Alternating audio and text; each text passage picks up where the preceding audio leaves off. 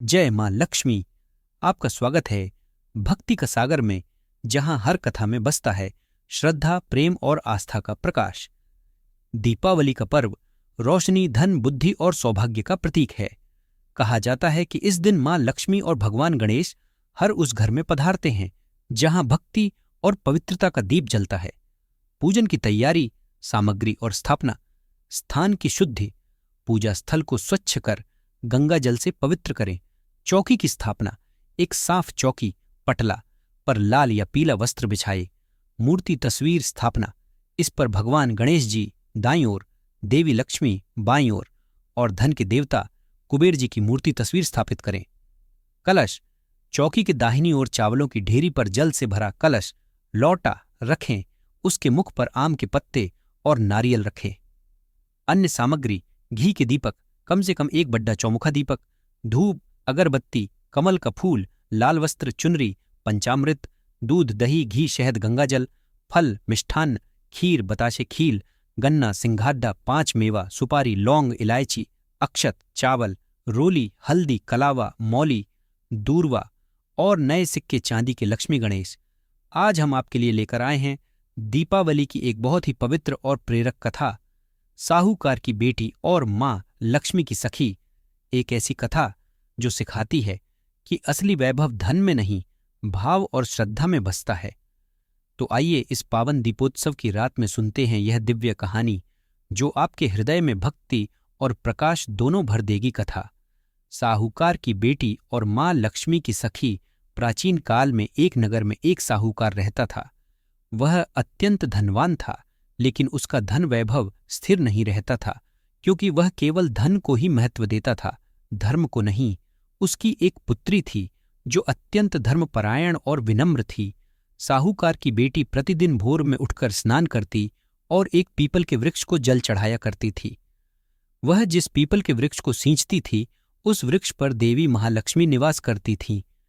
एक दिन जब साहूकार की बेटी पीपल को जल चढ़ा रही थी, तभी मां लक्ष्मी उस पर प्रसन्न होकर बोली, हे बेटी, मैं तुम्हारी सेवा भाव और भक्ति से अत्यंत प्रसन्न हूं। तुम मेरी सखी सहेली बन जाओ। साहूकार की बेटी ने विनम्रता से कहा, हे माता, मैं अपने पिता से पूछकर आपको बताऊंगी। घर आकर उसने अपने पिता को सारी बात बताई। पिता ने तुरंत सहमति दे दी और कहा, बेटी, तुम साक्षात महालक्ष्मी की सखी बन रही हो। इससे बड़ा सौभाग्य और क्या हो सकता है। पिता की आज्ञा पाकर वह वापस गई और मां लक्ष्मी की सखी बनना स्वीकार कर लिया। बैकुंठ में सत्कार और बुलावा। मां लक्ष्मी उस कन्या से बहुत स्नेह करती थीं। एक दिन लक्ष्मी जी उसे अपनी सखी बनाकर बैकुंठ धाम ले गईं। वहां उन्होंने अपनी सखी का बहुत आदर सत्कार किया। उसे सोने की चौकी पर बिठाया, सोने चांदी के बर्तनों में 56 भोग परोसा और पहनने के लिए कीमती वस्त्र आभूषण दिए। जब विदा का समय आया तो मां लक्ष्मी ने उस लड़की से कहा, सखी, मैंने तुम्हारा इतना आदर सत्कार किया है, अब तुम भी मुझे अपने घर भोजन का निमंत्रण दो।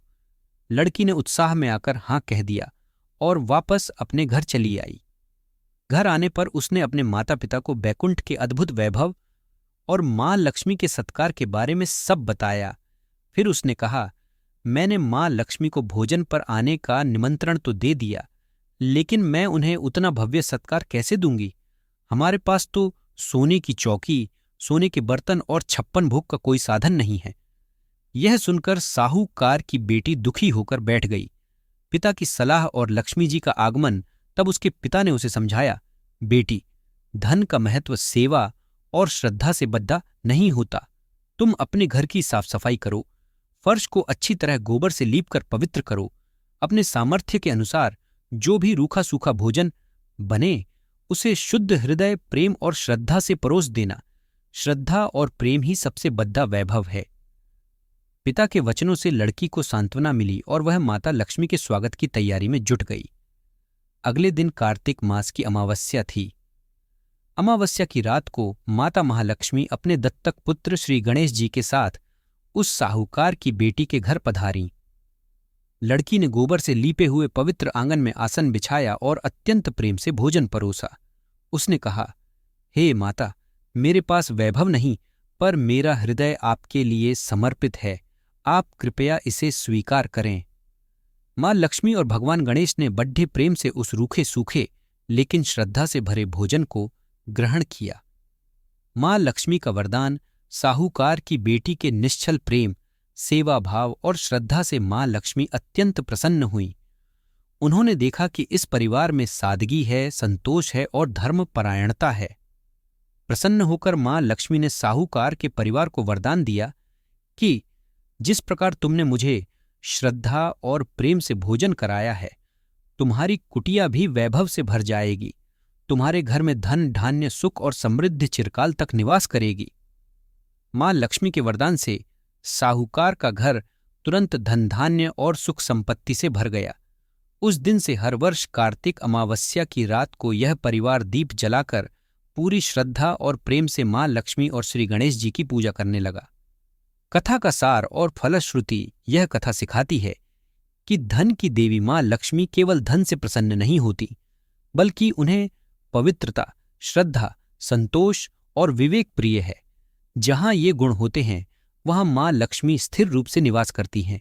हे लक्ष्मी माता, जिस प्रकार आपने उस साहूकार की बेटी और उसके परिवार पर अपनी कृपा बरसाई, उसी प्रकार हर वर्ष दीपावली पर जो भी भक्त पूरी श्रद्धा से आपकी कथा सुनकर पूजा करता है, उसके घर में सुख, समृद्धि, धन, धान्य और ऐश्वर्य का सदावास हो। बोली माता महालक्ष्मी और श्री गणेश जी की जय हो। फलश्रुति।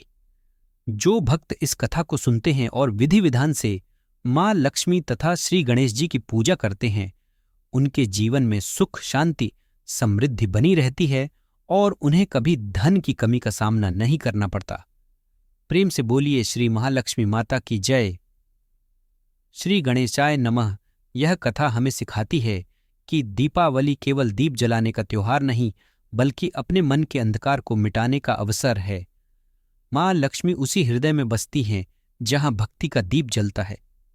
इस दीपावली अपने घर ही नहीं, अपने मन में भी प्रेम, पवित्रता और आस्था का दीप जलाइए। यही सच्ची पूजा है, यही सच्चा उत्सव है। अगर यह कथा आपके हृदय को स्पर्श करे तो कृपया इस वीडियो को लाइक करें, शेयर करें और हमारे चैनल भक्ति का सागर को सब्सक्राइब करें, ताकि ऐसी ही दिव्य कथाएं और प्रेरक भक्ति प्रसंग आप तक निरंतर पहुंचते रहें। भक्ति का सागर, जहां हर कथा में है विश्वास का प्रकाश।